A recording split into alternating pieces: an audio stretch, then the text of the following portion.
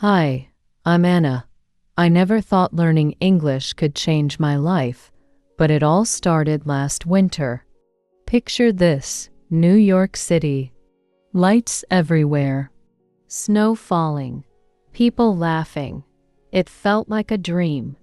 But I had one big problem: my English wasn't great. On my first day there, I got lost. I didn't know how to ask for help. "Excuse me," I said, but then silence. My mind went blank. I didn't know what to say next.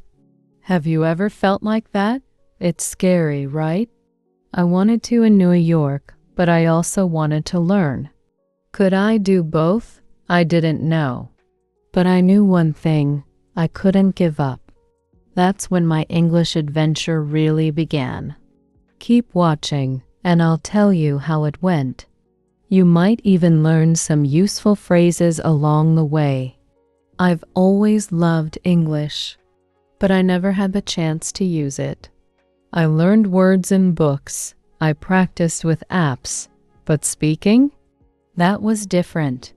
I was scared to try. Then, one day, I made a plan.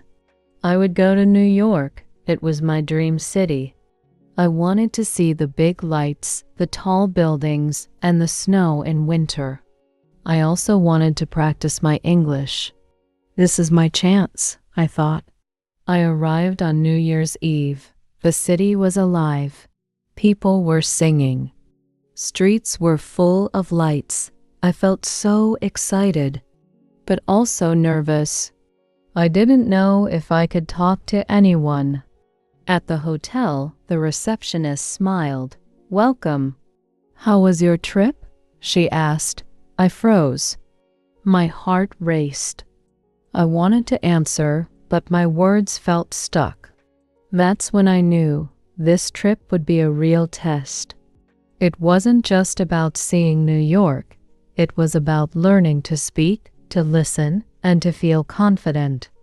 Little did I know, New York had many lessons waiting for me, and some were not what I expected. When I arrived in New York, everything felt big. Big streets, big crowds, big voices. People talked fast. Some words I knew, but others, I couldn't catch them. Their accents sounded so different. At the hotel, I tried to speak. "Can I, have a room with a view?" I asked. The receptionist smiled, but didn't understand. "A room, with a window?" I said, pointing up. Finally, she nodded. "Oh, a room with a view. Got it." I felt embarrassed. My face turned red. Why was it so hard to say simple things? Later, I went to eat. The menu looked confusing. I didn't know the words. I wanted to order pasta but said, "Can I have noodles?" The waiter laughed. "You mean spaghetti?" he asked. I nodded quickly, feeling silly. The streets were even harder. I wanted to go to Times Square. I stopped a woman. "Excuse me," I said. How, get to Times Square?" She answered fast, pointing somewhere. I didn't understand. "Sorry," I said. "Can you say it slower?" She smiled and repeated, but I still felt lost. Every day felt like this. People were kind, but I was scared to speak. What if they laughed? What if I said the wrong thing? I started to avoid conversations. I stayed quiet in stores. I pointed at things instead of asking for them. Inside, I felt small and frustrated, but I also knew I couldn't give up. Each mistake taught me something. I learned new words like view and spaghetti. I started writing down phrases I heard. Slowly, I told myself it's okay to try. New York was loud and busy, but I realized it was also a classroom, and I was just getting started. After a few days, I knew I had to change something. I couldn't stay scared forever. So I downloaded an app to practice English. Every morning, I repeated phrases like, "How much is this?" and "Can I have that?" The app also taught me words for food, clothes, and directions. At first, I only practiced alone. But then, I decided to try small conversations in real life. In a cafe, I said, "Can I get a cappuccino, please?" The barista smiled and said, "Sure, anything else?" I froze for a second, then said, "No, thank you." It wasn't perfect, but it felt good. Another time in a store, I picked up a scarf and asked, "How much is this scarf?" The shopkeeper answered quickly, and I had to ask, "Sorry, can you say it slower?" They repeated, and I finally understood. Every small success gave me confidence. I started watching people too. In cafes, I listened to how they ordered food. On the streets, I noticed how they asked for directions. "Excuse me" was a phrase I heard often, so I began using it. One funny moment happened in my hotel. I asked the housekeeper for an extra sheet for my bed. She looked confused, then started laughing. "You mean sheet, not the other word?" she said. I didn't get it at first, but when she explained, I laughed too. It was embarrassing, but I never forgot the lesson. Slowly, I started to feel less afraid. Each day was a chance to learn. New York wasn't just about learning English, it was about feeling the city. On New Year's Eve, I decided to join the big countdown in Times Square. It was crowded, loud, and exciting.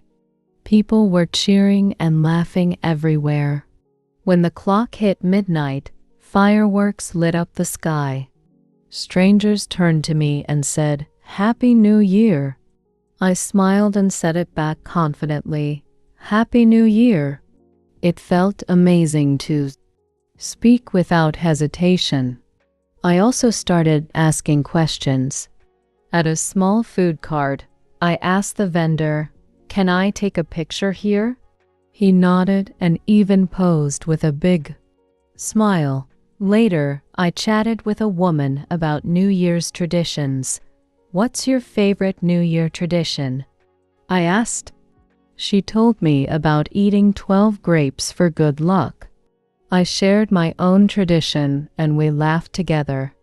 Moments like these made me feel part of the city. I wasn't just a tourist anymore. One afternoon, I met Mia, another tourist. She heard me speaking and said, "Are you learning English too?" I nodded, and we started talking. She was from Brazil and also practicing English. We decided to explore together. We visited Central Park and asked each other simple questions. "What do you like about New York?" she asked me. "I love the energy and the people," I said. Then I asked her, "What's your favorite thing so far?" She smiled and said, "The food." "It's so good." Talking to Mia felt easy. We helped each other with words and laughed at mistakes. She taught me a few phrases she had learned, and I shared mine.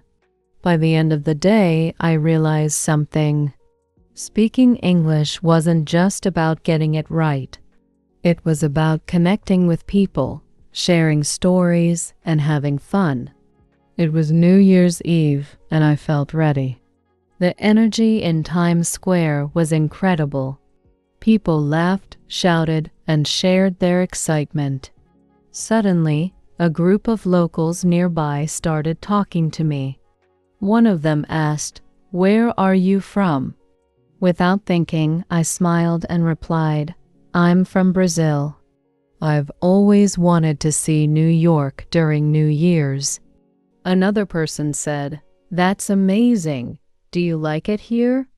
Yes, it's beautiful, I said. The city is full of life. We kept talking, and for the first time, I didn't feel nervous. The words came naturally. I told them about my adventures, and they shared their favorite New York memories. By the end of the conversation, they said, "Your English is great." Hearing that made me so happy. I realized how much I had grown since I arrived. That night, I wasn't just a tourist. I felt like I belonged. Looking back, my trip to New York taught me more than English. At first, I was scared and unsure. I couldn't understand people or express myself, but each challenge pushed me to try harder. I learned to ask questions, laugh at my mistakes, and enjoy the process. Speaking with locals during New Year's was the moment I truly believed in myself. This journey wasn't just about learning English. It was about building confidence, making connections, and proving that I could adapt to anything. If I could start as a nervous beginner and grow this much in a few weeks, anyone can. It all starts with a small step and a lot of courage.